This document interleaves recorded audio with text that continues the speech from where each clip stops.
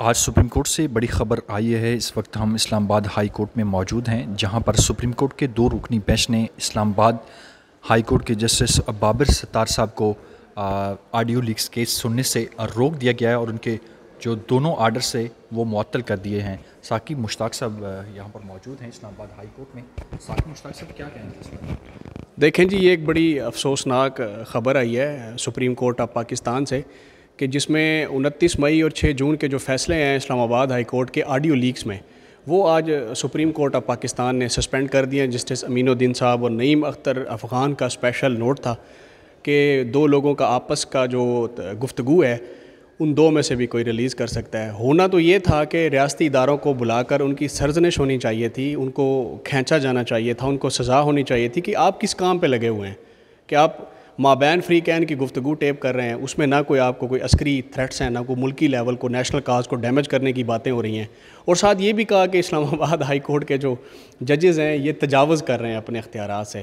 تو اس وقت جو انصاف کا لیول ہے، انصاف کی جو صورتحال ہے وہ آپ کے سامنے ہے۔ جو ٹیپ کرے اس کو ٹیپ کرنے دیں، جو ماں بہن بہو بیٹی کی ویڈیو بنائے وہ بنانے دیں، میاں بیوی کے ریلیشن کی ویڈیو بناتے رہیں۔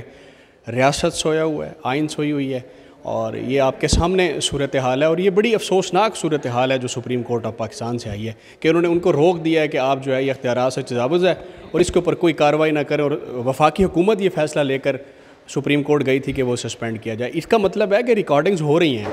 اگر وفاقی حکومت اپیلیں نہ لے کر جاتی تو یہ کبھی ثابت نہ ہوتا کہ یہ ریکارڈنگ ہو رہی ہیں۔ ججز نے جو کہا یہ غلط کہا، ہم اسے ڈس ایگری کرتے ہیں کہ ریکارڈنگ ہو رہی ہے تو وفاقی حکومت جو ہے وہ اپیلیں لے کر وہاں گئی ہے۔ اگر مابین فری کین میں سے کوئی ریکارڈنگ شیئر کرتا تو وہ جاتا ہے۔ اسی حوالے سے انہوں نے بشرا بی بی جو تحریک انصاف کے بانی کی بیوی ہیں اور نجم الثاقب کو انہوں نے نیکسٹ پیشی کے لیے جو نوٹس جاری کر دیے ہیں۔ جسٹس بابر ستار صاحب جو ہیں وہ اس وقت پاکستان کی جوڈیشری کے وہ چمکتے ستارے ہیں جو آئین اور قانون کی حکمرانی کے لیے کھڑے ہوئے ہیں۔ دیکھیں آگے چل کر اسی اسلام آباد ہائی کورٹ میں اتنے اہم کیسز لگے ہوئے ہیں، اور جسٹس بابر ستار صاحب وہی جج ہیں جنہوں نے 6 ججز میں جو لیٹر لکھا تھا کہ جن میں مداخلت ہوتی ہے جوڈیشری میں، نشاندہی کی سسٹم کو ننگا کیا، عیاں کیا کہ یہاں پر 2 نمبر کام کروانے کے لیے کیا کیا جاتا ہے، پریشر ڈالا جاتا ہے، رولر ڈالا جاتا ہے، احکامات آتے ہیں، واٹس ایپ کال آتی ہے، تو بابر ستار ان میں سے ہیں۔ تو یہ کوئی اچھا نیک شگون نہیں ہے کہ جوڈیشری کو آپ جو ہے وہ پریشرائز کریں۔ اس سے قبل آپ نے دیکھا ہوگا کہ 190 ملین پاؤنڈ عمران خان کے کیس میں چیف جسٹس قاضی فیاض عیسیٰ صاحب کے ریمارکس ہے، وہ میں پہلے کہہ چکا ہوں، اگر